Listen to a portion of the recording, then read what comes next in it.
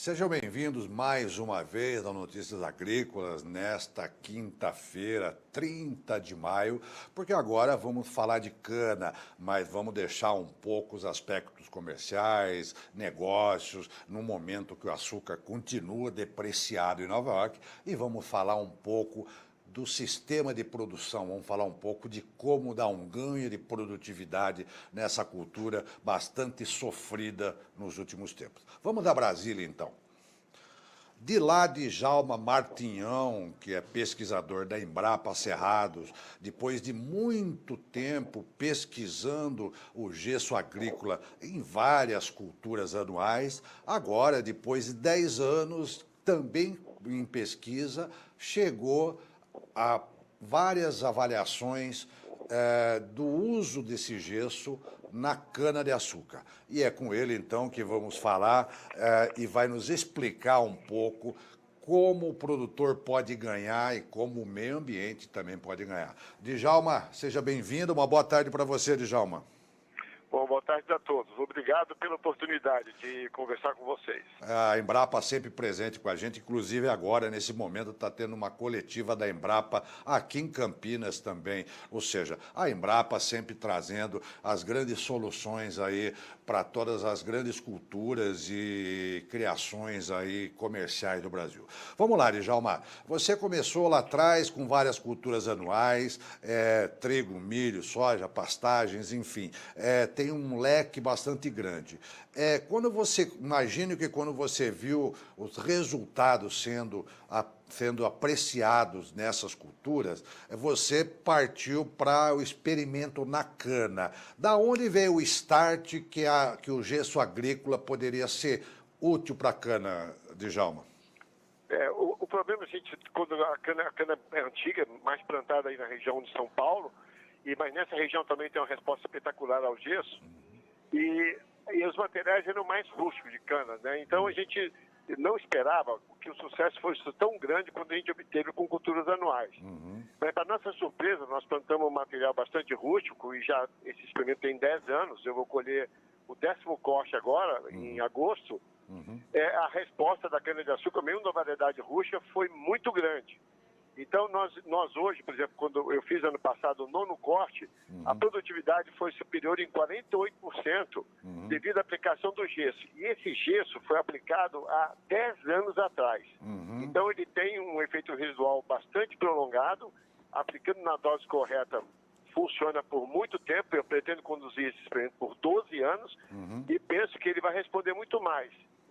E uma das coisas importantes, eu tive esse ganho de produtividade, outra coisa que está muito interessante é a longevidade do canavial. De uma maneira geral, as pessoas renovam um canavial em torno de 5 anos. Esse aqui já vai para o 10º ano. A minha expectativa, eu já fiz uma avaliação de que vamos produzir, nós achamos que vamos tirar onde tem gesso 120 toneladas de como, e onde não tem gesso eu vou tirar 70 toneladas de como, ou seja, 70% a mais de produção. Pensa que coisa espetacular é isso para essa cultura, né, de cana-de-açúcar. Agora, respondendo tão bem quanto os grãos. Né? Exatamente. Agora, Djalma, é o seguinte,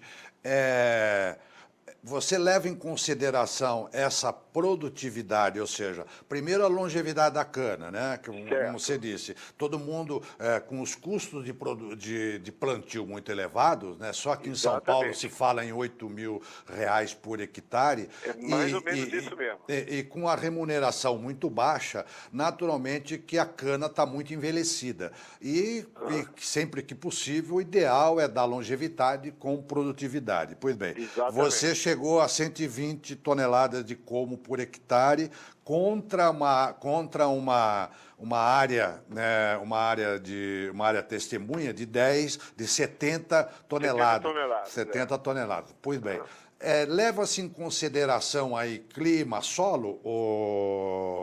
Sim, é muito importante. O solo é muito importante. O clima também é importante. Quer dizer, aqui as nossas respostas são espetaculares pelo período que eu fico 6 meses aqui sem chuva. Eu colho essa cana que eu plantei, essa variedade, eu vou colher agora em agosto. Mas aí em São Paulo também, eu conheço, a gente já teve trabalhos aí, a gente conhece as propriedades de cana aí, nós estamos tendo o mesmo sucesso. Por exemplo, na região de Penápolis, uma região que é o oeste paulista, nós aplicamos a cana numa área o gesso, numa área que o pessoal nunca tinha testado, isso tem uns 8 anos atrás, e num primeiro ano, comparando com o gesso sem gesso, eu produzi 20 toneladas de cana a mais. Bom, isso aí, naquela região ali de Penápolis, que é o noroeste paulista, né, que é a Araçatuba, virou uma febre. Todo mundo usa, agora usa a mesma dose que eu usei na fazenda lá que a gente trabalha. Tinha que ter feito uma análise de solo, né, para ver se era necessário e também para quantificar o gesso. Mas a coisa foi assim tão boa que ninguém quis saber de fazer análise de solo nem nada. Todo mundo está usando o gesso hoje e numa dose fixa, que foi a dose que eu trabalhei lá na época, que foi aproximadamente 2,5 toneladas por hectare, que era um solo mais arenoso, né? Aqui na minha região, aqui na Embrapa, que é um solo argiloso, muito argiloso, eu estou trabalhando, a dose recomendada é 5 toneladas por hectare. Então, essa recomendação depende muito do tipo de solo que a gente tem que analisar quimicamente, né? E a parte de física também, a parte de textura, para poder fazer a recomendação. Muito bem, muito bem.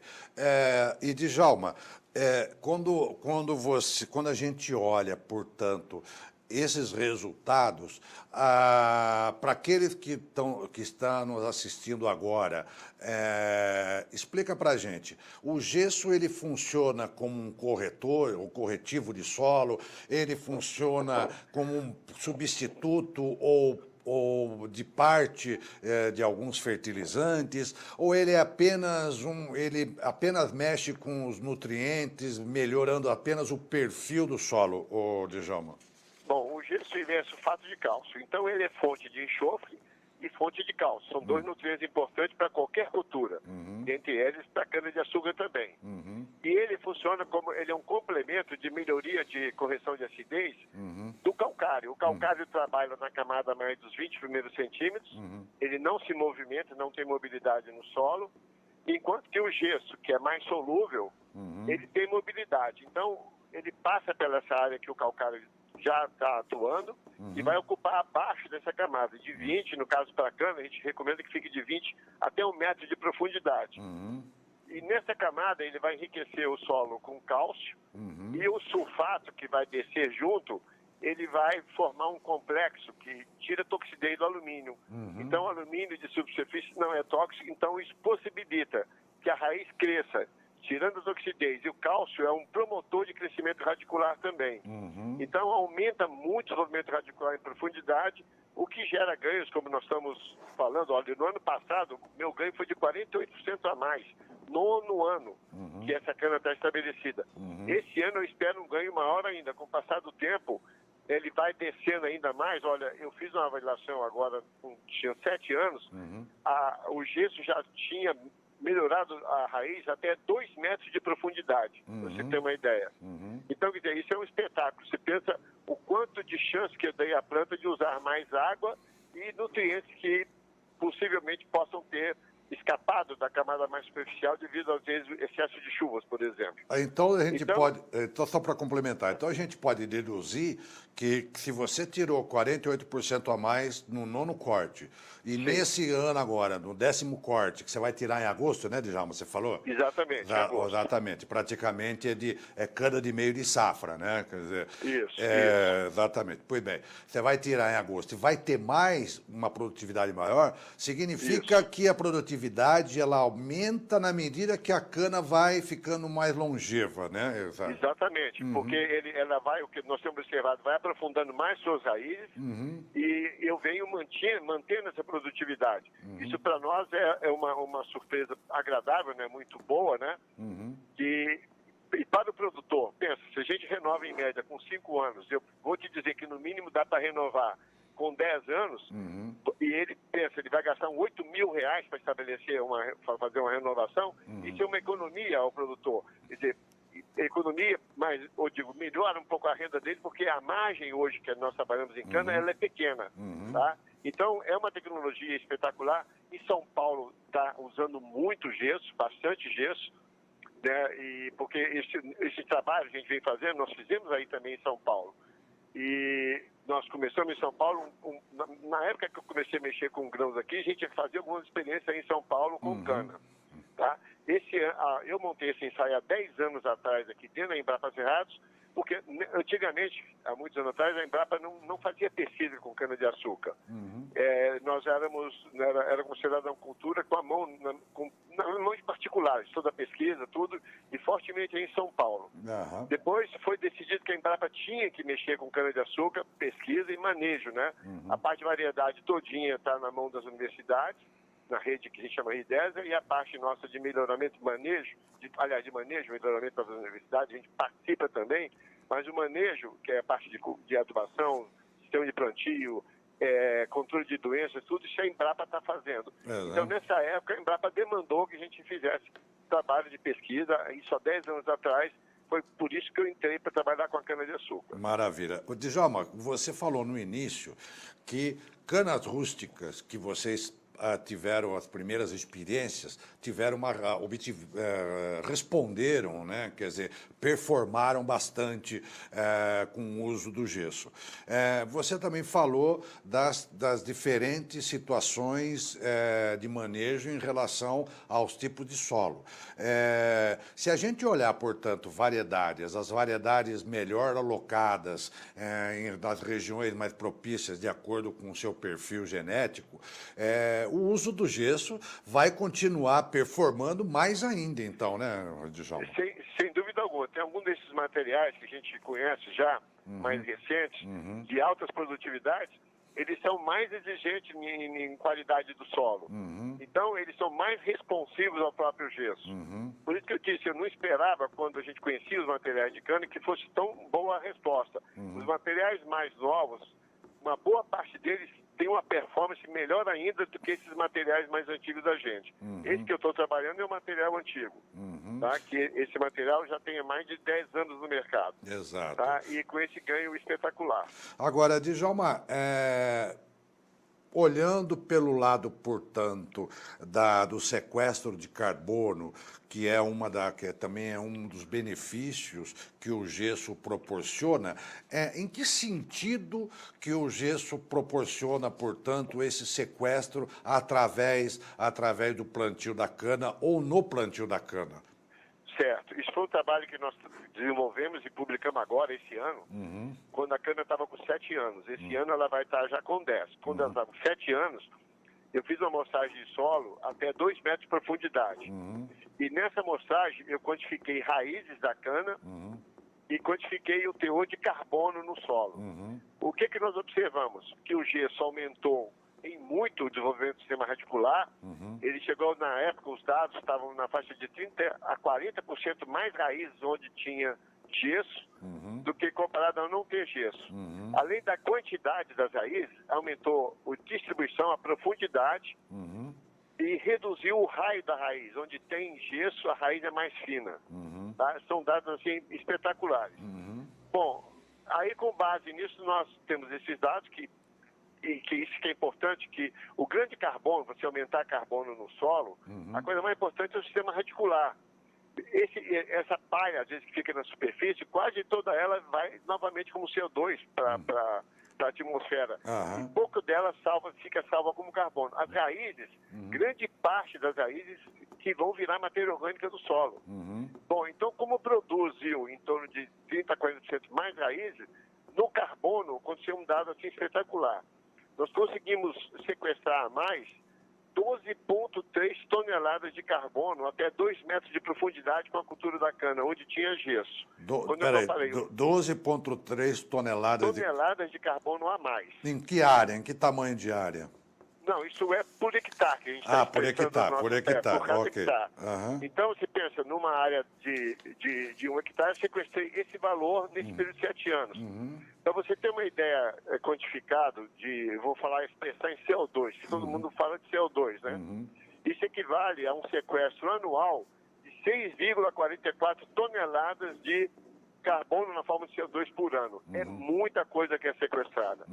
Agora, a coisa mais importante para a gente, que nós detectamos, onde fica esse carbono? 84% desse carbono está de 40 a 2 metros de profundidade. Ou seja, tem uma resiliência, ele vai durar muito mais lá embaixo, porque eu como não mexo na camada lá de baixo do solo, ele permanece por muito tempo. O carbono mais da superfície, qualquer manejo de preparo que você faça... Ele revolve o solo, ele sobe. Revolve o solo, você perde o negócio. Como a cana está colocando ele de 40 centímetros a 2 metros de profundidade. Eu tenho 84% do carbono localizado aí. Então é uma tecnologia, quer dizer, além de aumentar, ela coloca num ponto onde vai durar muito mais esse carbono sendo sequestrado. Então a gente pode traduzir da seguinte maneira, quer dizer, o sistema radicular, que é muito mais encorpado, ele vai aprofundando cada vez mais o carbono, exatamente, mais ou menos isso? Exatamente isso, por exemplo, se você quer ter uma ideia, por exemplo, da camada de 1 a 2 metros de profundidade, 47% desse carbono sequestrado está nessa camada, abaixo de 1 metro, para você ter uma noção. Isso é um dado, assim, que eu chamo de espetacular para a gente. Pensa bem, mais da metade, quase a metade do carbono que eu sequestrei está para abaixo de 1 metro, de 1 a 2. Olha, se eu amostrasse esse solo abaixo de 2 metros, eu tenho convicção que vou ter resultados ainda. O problema é a dificuldade, né, para a gente, técnicas para você furar esse solo, equipamentos para isso, né? Mas eu pretendo ainda, quando o experimento fizer 12 anos, eu quero ir no mínimo a 3 metros de profundidade para mostrar que vai passar de 2 metros. E a quantidade de carbono sequestrado ainda é maior do que essa que eu estou falando. Exato. Agora, Djalma, 10 anos, um maior sequestro de carbono, produtividade em alta. Você calcula, quer dizer, você ainda falou de 12 anos no mínimo, né? Você calcula que essa cana, com essas condições, ela pode ter uma longevidade com uma produtividade satisfatória por quanto tempo? Qual é o seu feeling ou qual é a sua quase certeza disso? Olha, que vai a 12 anos eu tenho certeza. Porque se eu produzir, nós já avaliamos. A estimativa é feita com uma avaliação prévia. Se eu vou produzir 120 toneladas de cana 10 anos depois de estabelecer essa cana, é algo assim, é um dado espetacular. Tá? Então, eu acho que vai a 12 anos no mínimo, quer dizer, eu não sei se eu vou conseguir aqui na Embrapa continuar o experimento depois dos 12 anos, né? Que o projeto está previsto para terminar com 12 anos. Então, mas se o dado estiver tão bom assim, eu pretendo continuar ainda esse trabalho por mais tempo. Agora, eu acho que vai mais longe. Eu já vi canaviais, quando muito bem conduzido, com um tempo superior. Quer dizer, o problema nosso, que às vezes você vai falar, mas por que na prática isso não acontece? É a mesma coisa de cultura de grãos, né? Quando você vê esses concursos de produtividade, com essas produtividades elevadas de soja, aí de 120 sacos por hectare, você fala, por que ninguém produz? Bom, o cara pega uma área menor e trabalha melhor com tudo direitinho. Quando a gente trabalha numa escala maior, a gente sacrifica um pouco os cuidados que eu tenho que ter numa lavoura.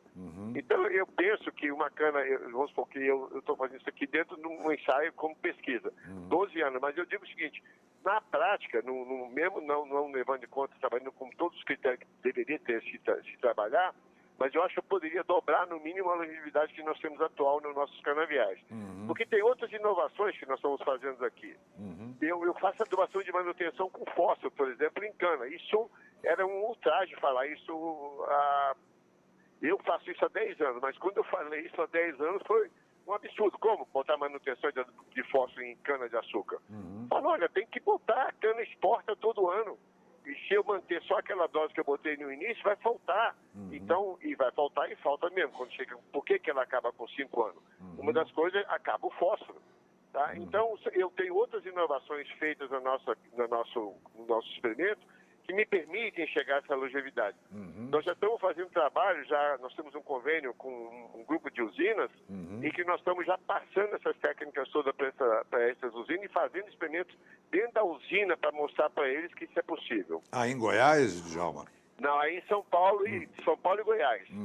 Perfeito. É um grupo, eu não sei se posso falar, porque não tem problema. é um contrato, né? É um grupo grande, é a usina mais velha do Brasil. Aí você já deve saber quem é ela aí em São Paulo. Né? Exatamente. E é o grupo que nós estamos trabalhando. Hoje mesmo tem uma equipe minha aí nessa usina, tem 8 pesquisadores lá. Eu não fui porque eu estou montando experimento aqui com feijão, né?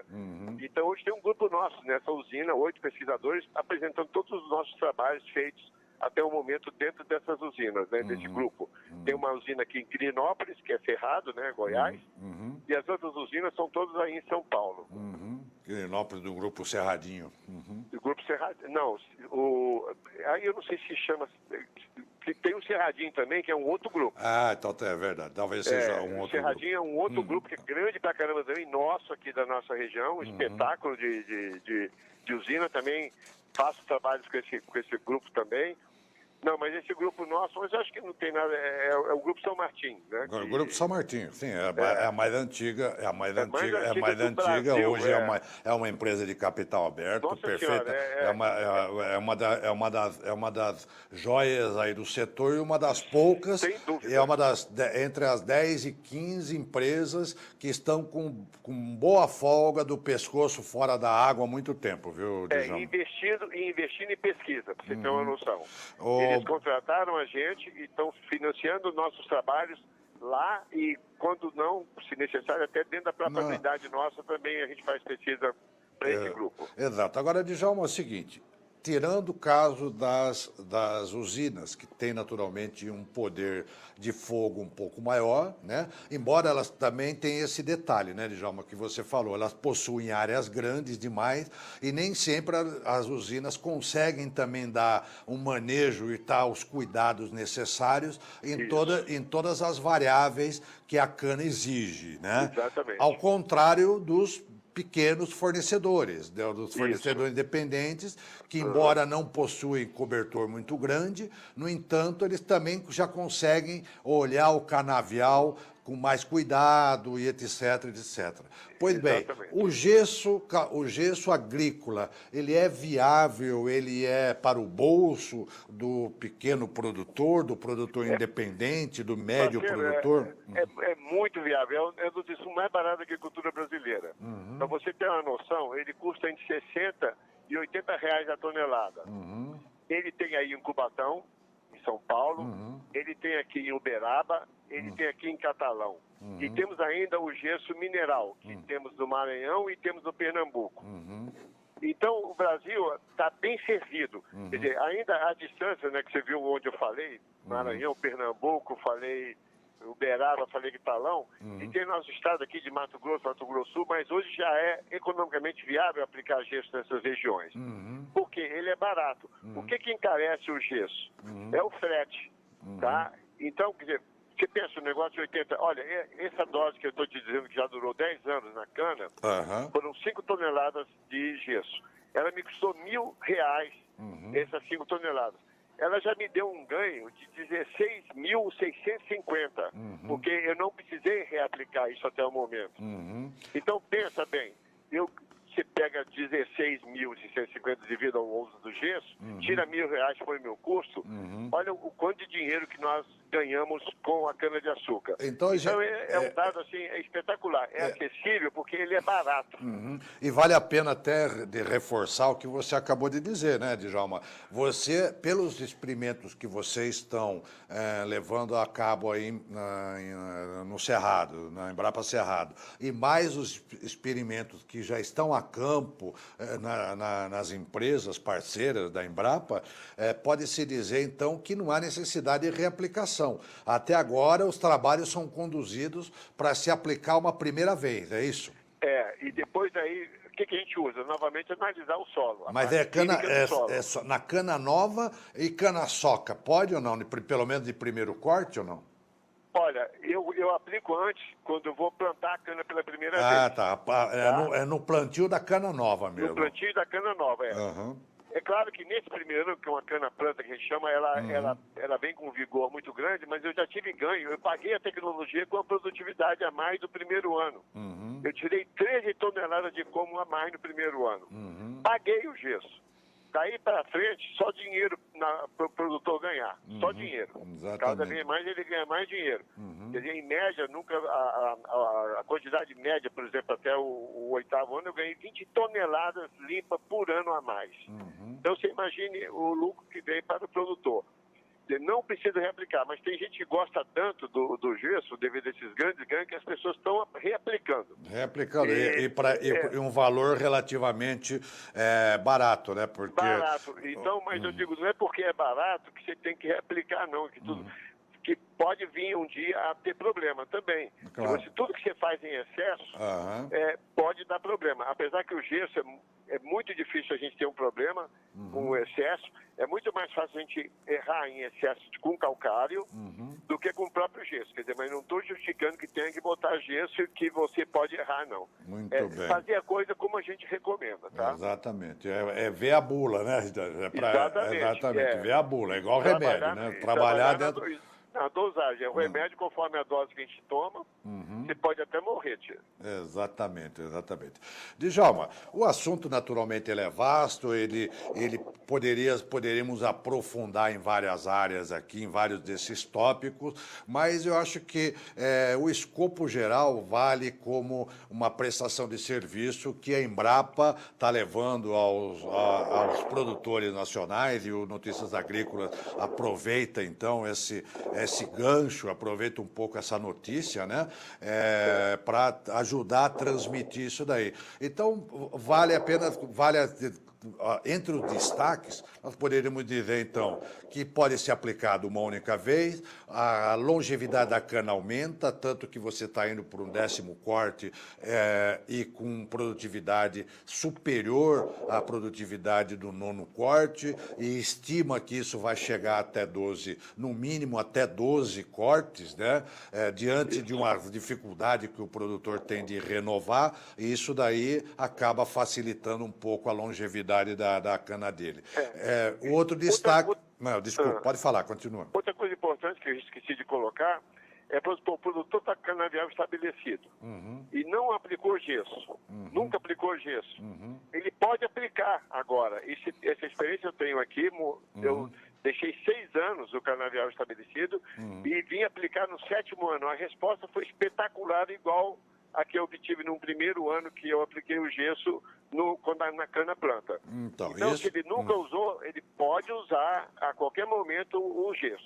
Isso que a gente chama recomendada. Isso é mais interessante ainda, porque existe uma parcela enorme, inclusive entre usinas, né, Djalma, que estão com canavial envelhecido, não estão conseguindo renovar naquela taxa ideal de 15% a 20% ano, e que pode, então, ele, ao invés de ter um gasto maior na renovação, ele pode aproveitar um pouco da área mais velha e fazer essa experiência com gesso nesse canavial já estabelecido, exatamente, né, Djalma? Além do gesso, usar aquela outra ideia que eu coloquei, outros nutrientes, como eu estou fazendo aqui. Eu estou fazendo adubação de manutenção, além de nitrogênio e potássio, eu faço também com fósforo. Outra coisa, eu reaplico o calcário. Olha, enquanto o gesso não precisei reaplicar, já tem 10 anos, o calcário eu tive que reaplicar já. Eu apliquei no primeiro ano em torno de 7 toneladas de calcário, depois quando chegou no 6º para 7º ano, tive que pôr mais 3 toneladas de calcário. Tá? Então, quer dizer, essas coisas são importantes. Através da análise de solo, a gente vai melhorando, tornando a condição do solo adequada, então eu vou aumentar a longevidade do meu canavial. O gesso ajuda nisso, mas os outros nutrientes também. Não esquecer do próprio calcário e nitrogênio, fósforo e potássio no mínimo. Tá? Ou seja, precisa ter um pacote completo, né, também, né, Djalma? Porque não existe milagre na agricultura, né? Não, andorinha sozinha não vai fazer, não. Exatamente. É um grupo de tecnologias que a gente tem que usar de forma adequada. Maravilha, é isso mesmo.